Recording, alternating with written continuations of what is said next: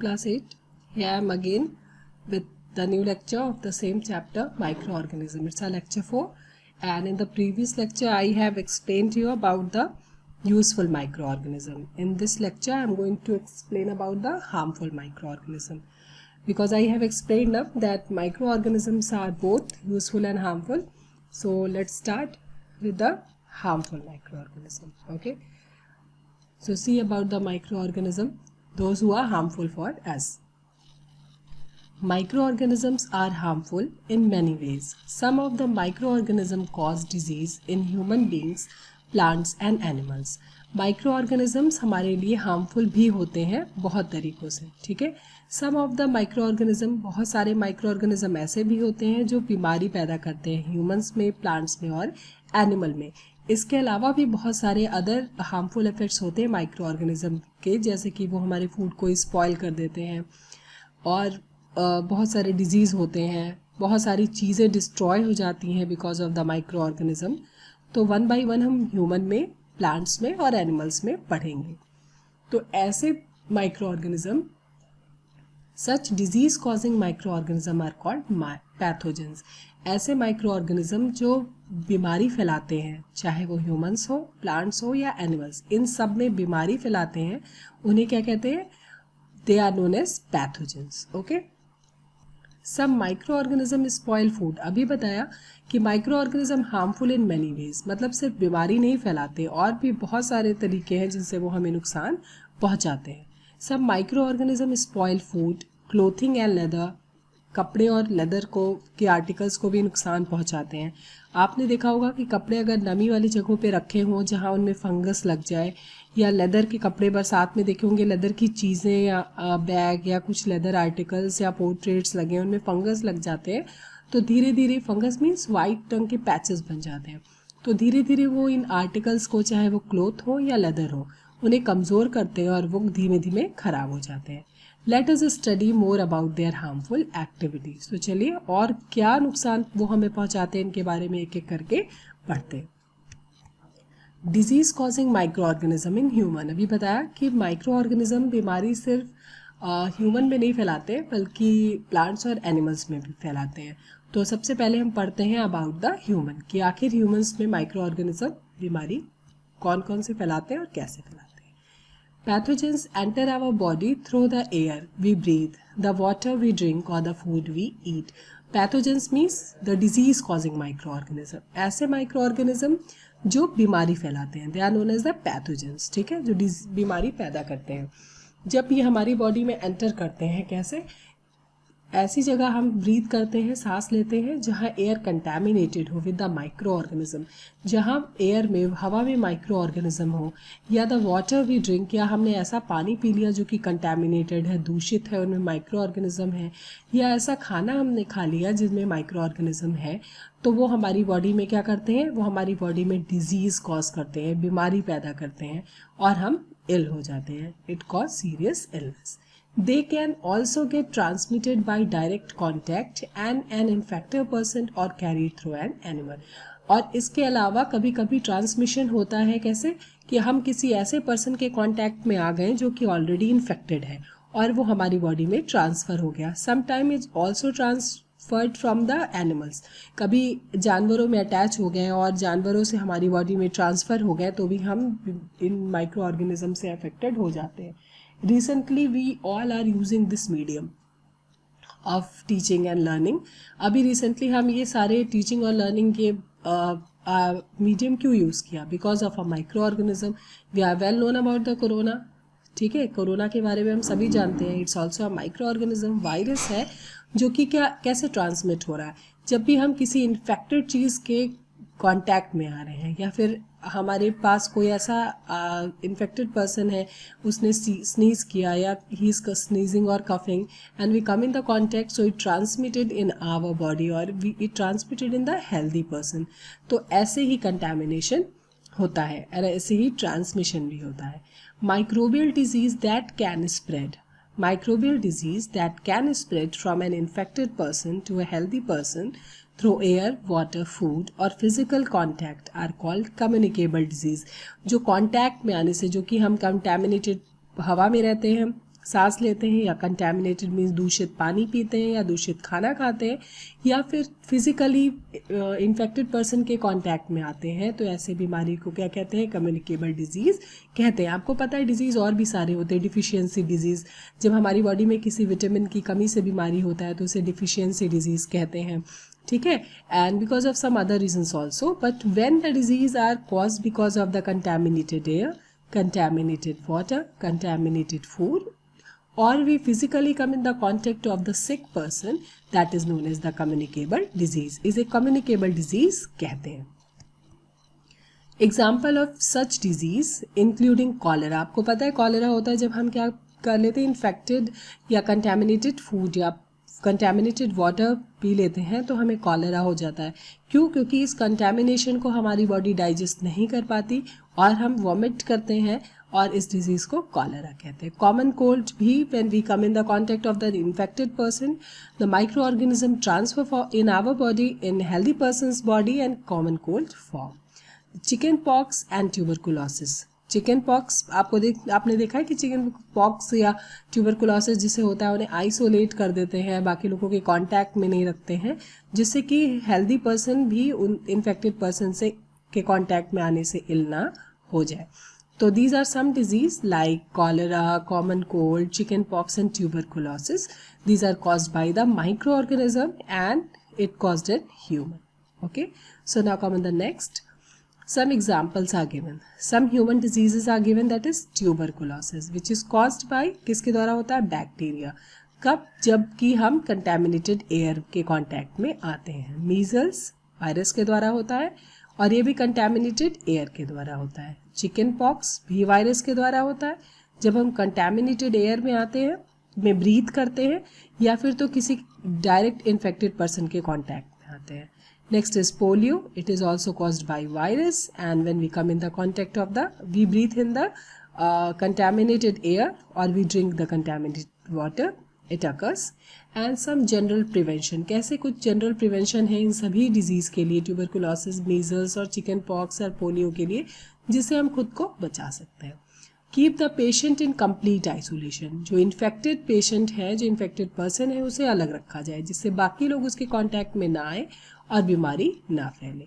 Keep the person belongings of the patient away from those of the others, and vaccination to be given at suitable age. और vaccination suitable age मतलब जो भी as decided हो उन्हें vaccine दिया जा सके, जिससे कि वो बीमारी से बचने और उनकी बॉडी बीमारी से लड़ने में सक्षम हो। Next is cholera. It is caused by bacteria. Typhoid is also caused by bacteria. Mode of transmission is by the contaminated water both, and cholera is also caused because of the contaminated food. जब हम दूषित पानी या दूषित खाना खाते हैं तो कॉलेरा होता है, और जब हम दूषित पानी पीते हैं तो टाइफॉइड होता है। And how can we prevent ourselves? Maintain personal hygiene. साफ सफाई का पूरा ध्यान रखा जाए, and good sanitary habit. Sanitary habit means कि ओपन में डिफिकेट ना किया जाए।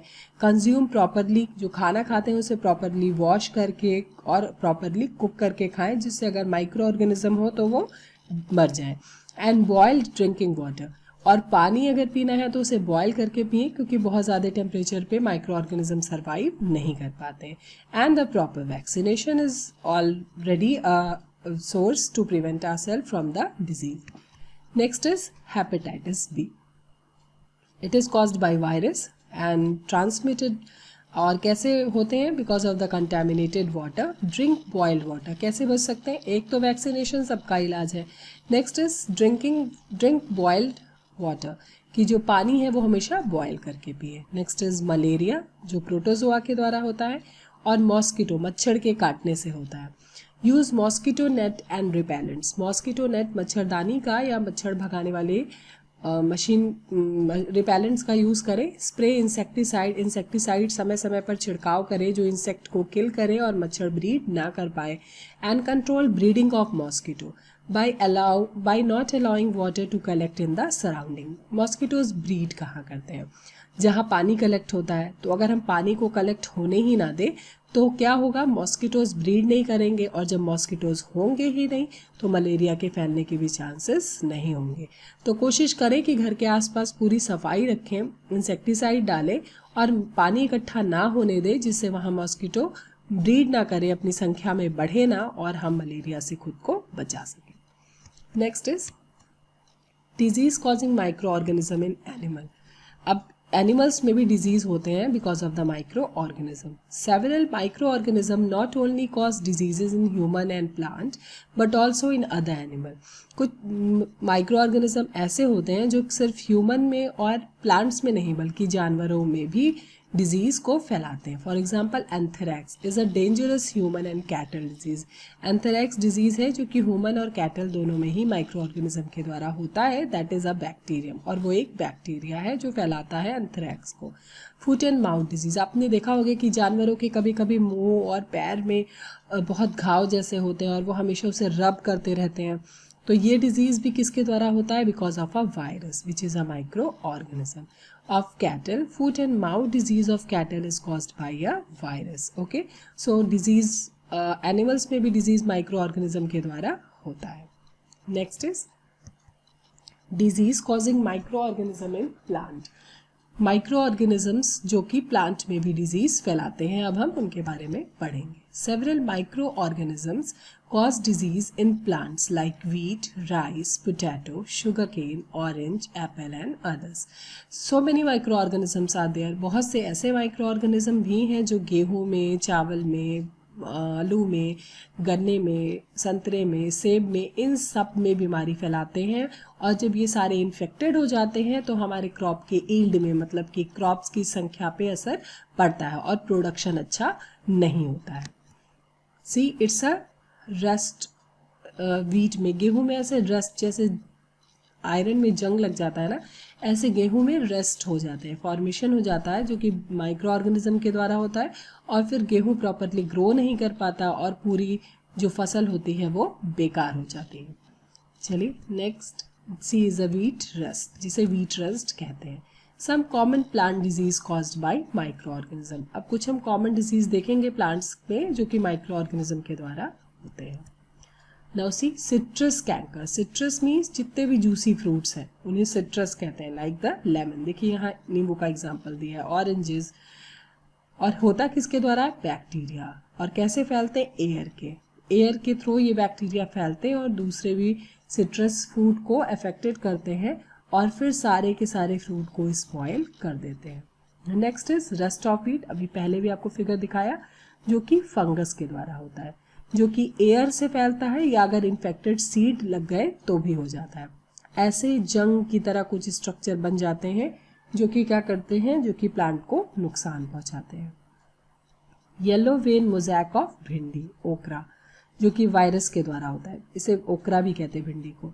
और इंसेक्ट से फैलता है कि एक इंसेक्ट जो है इन्फेक्टेड प्लांट पे बैठा और फिर वो दूसरे हेल्दी प्लांट पे गया तो वो इन्फेक्टेड हो जाते हैं। जो भिंडी में अंदर वेन्स जैसी रचना होती है पतली पतली सी, वो कैसे होते हैं, येलो हो जाते हैं, मोज़ैक हो जाते हैं। मोज़ैक मीन चितकबरे से हो जाते हैं। अपने घरों में देखा होगा, आप पहले के घरों में जो फर्श बने होते थे, एक वाइट और एक ब्लैक, फिर एक वाइट एक ब्लैक, तो उसे मोज़ैक कहते हैं। ऐसे ही कुछ स्ट्रक्चर बन जाते हैं और क्या करते हैं, भिंडी को स्पॉइल कर देते हैं, जो कि खाने लायक नहीं होता और फिर उसकी ईल्ड में, उसके प्रोडक्शन में कमी होती है।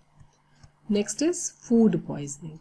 अब लास्ट जो है वो माइक्रो ऑर्गेनिज्म से एक और नुकसान होता है, वो क्या होता है, फूड पॉइजनिंग। आप देखिए गर्मी के दिनों में अगर सुबह खाना बना दिया, कुक्ड फूड, और आपने शाम तक छोड़ दिया तो शाम तक फूड जो है वो खाने लायक नहीं होता, इट्स स्टिंकिंग, इसमें से महक आने लगती है। And if you eat it, अगर आपने एक पोर्शन भी खा लिया तो वो डाइजेस्ट नहीं होता है और कभी कभी सीरियस इलनेस, बहुत बीमार भी हो जाते हैं और sometime it also cause death, so that is known as food poisoning. Food poisoning could be due to the consumption